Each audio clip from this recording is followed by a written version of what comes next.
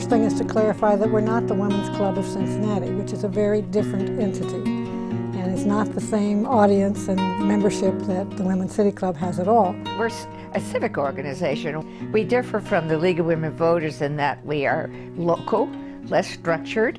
We can respond more easily to events as they come up. I think any kind of urban community must have the benefit of as many points of view as it possibly can have. And Women's City Club, more than any other civic organization to my knowledge, has the capability of presenting itself as a teacher, as a active citizen, well-informed, eager to help. We aren't just trying to change the city. We want people to feel the attachment that they can have for each other as well as their concerns by being a member of the club. And when new issues arise, the Women's City Club has always been among the first to spot those issues, among the first to study the issues, to develop education around the issues, educating ourselves as well as the larger community, but then also developing vehicles for advocacy to change policies and on those issues. When they first set up the Women's City Club, they had a lot of volunteer time. They had a lot of women available, and they set up a committee structure that was parallel with City Hall, and they monitored all the committee meetings, the City Planning Committee, the Park Boards Committee. They were concerned about the major issues that they thought the city should be acting on, and tried to influence members of council they knew, and made it their business to know. This was before women had the right to vote, but they were looking for a role in civic affairs. So they saw themselves as housekeepers, municipal housekeepers. I think it was in 1915, between 1915 and 1920, when they set up the first planning commission in Cincinnati, and they worked on the Mayor's Friendly Relations Committee, the Hillside Trust. It seemed to me that their motivation in even having kind of a club and the kind of programs that they had was the civic life of the city. The Women's City Club, which began in 1915, started out doing a door-to-door survey of health issues in the West End. The study showed that all of the houses that were down there, 80,000, were substandard. They all had outdoor toilet facilities. Only poor people lived in them. And they were located in the basin of the city, and they needed to be removed or upgraded. The Women's City Club created the Cincinnati Metropolitan Housing Authority, it was second in the country, and established the Better Housing League in 1918.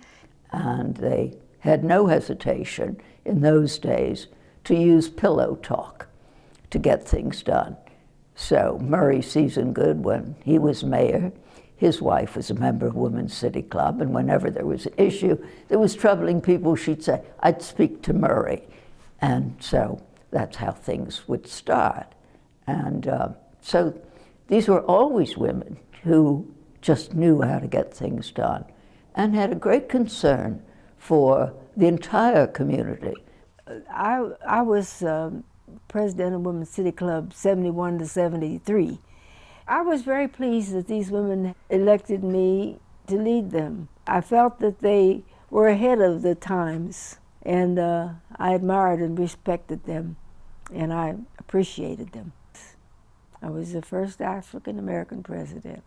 And now, because we've done reasonably well on the racial issues, I think we've done a lot of good outreach on ethnicity issues. We have increasing numbers of people from Hispanics from different Spanish-speaking areas, but also in terms of people from South Asia and other parts of Asia, especially Muslim parts of Asia that have moved into the community, and we're doing a lot of good outreach there. And now I think we're doing a really good job with outreach in terms of, if not the working poor at least people who are struggling, not comfortably middle class anymore, and bringing more of those people in, especially women, obviously, into the organization. We've done a really good job on some areas of diversity and others not so good. And I would say involving men has been the one tough nut to crack. But a relatively new diversity issue, I think, has been the generation gap, age. We do have a challenge bringing young people into the organization. And we just started, with the League, we started a new junior membership program we call Act One. And we offered free memberships to women age 18 through 35. This is now a going part of both clubs. We need to look at technology a lot closer. Alice Snyder has done a wonderful job with this, trying to keep us moving forward. This is an organization with a history and women who are involved now in making a difference for the good of the community. We work on issues such as education, we've worked on city government. Women City Club members had been involved in low-income housing development, and there was always a problem in the state of Ohio. The Ohio Supreme Court said housing is not mentioned in the Ohio Constitution. It is not a public purpose. No state funds can be used for housing.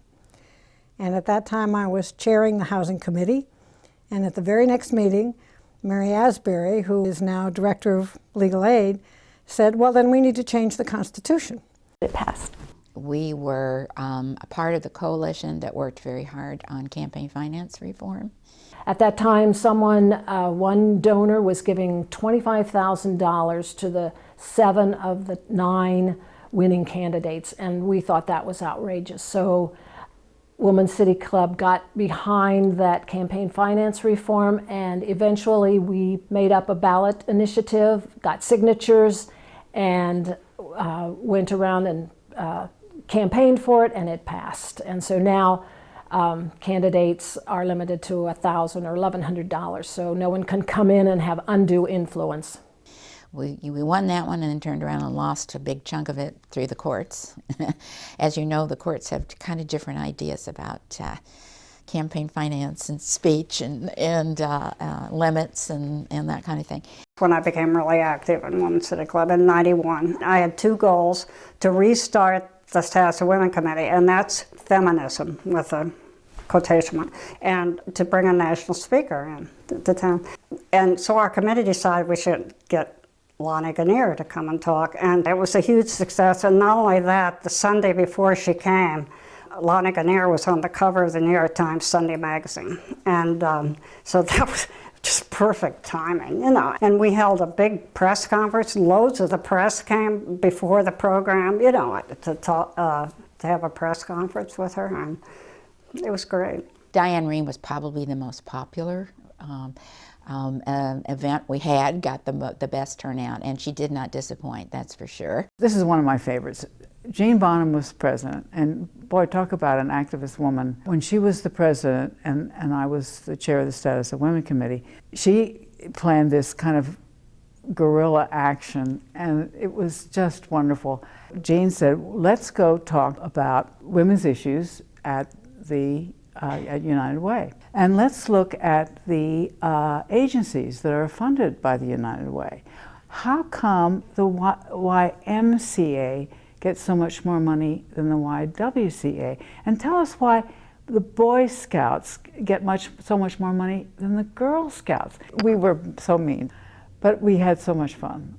And it's only through organizations like the Women's City Club where we can come together and talk about that and see the big picture so that we can also take a stand all together.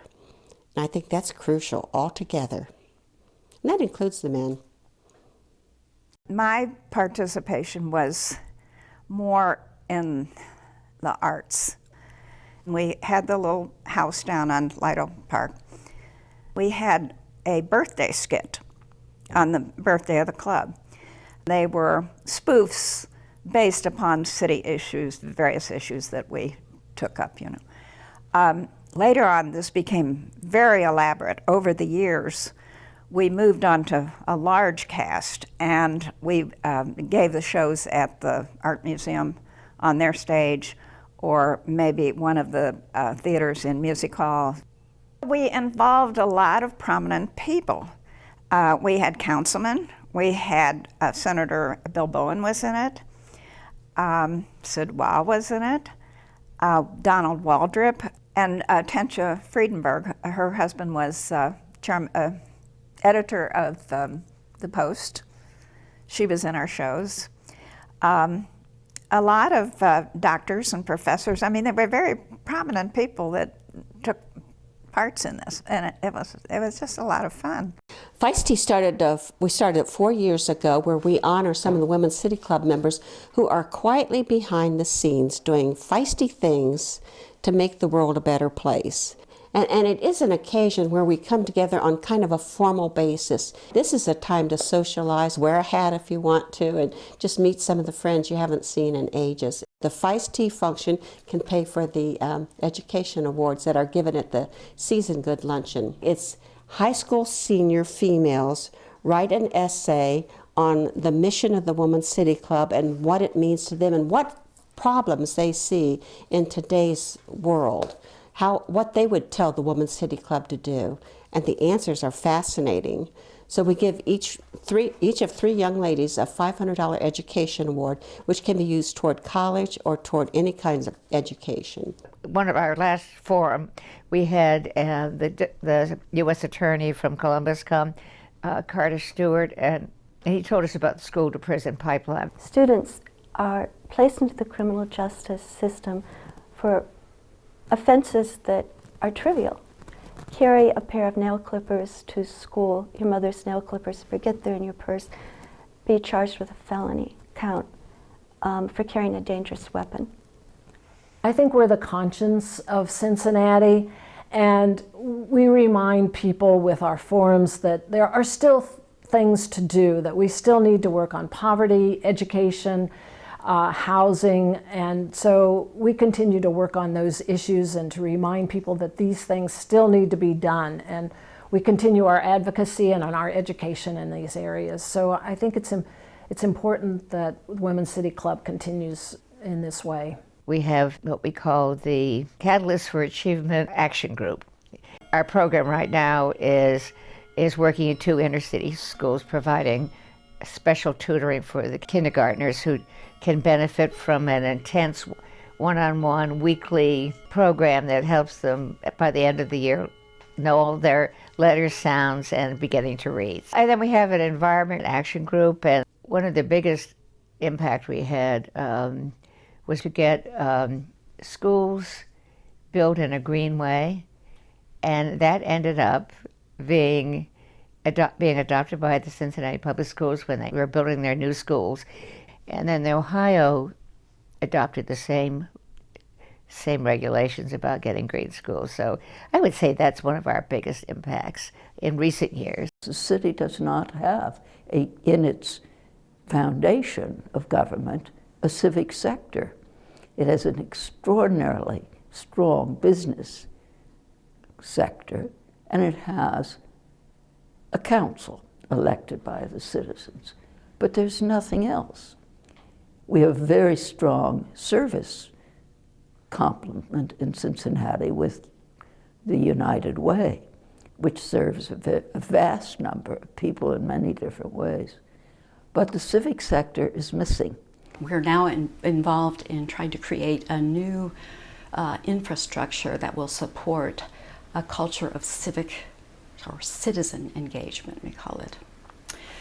And so we're working now to anchor this in the city manager's office as part of the Office of Communication and Engagement. There's a difference between the street and the suite. And the street is where we hang out and where we speak and where we invite others to join the conversation. And the suite are our established organizations that don't know really the street as well as we do, but who have their way of approaching the issues of the city. And my hope is that as we build a civic sector, these voices will begin to blend and the structures will begin to connect. because they're very separate now. And there's a tremendous amount of competition for whose voice shall be heard.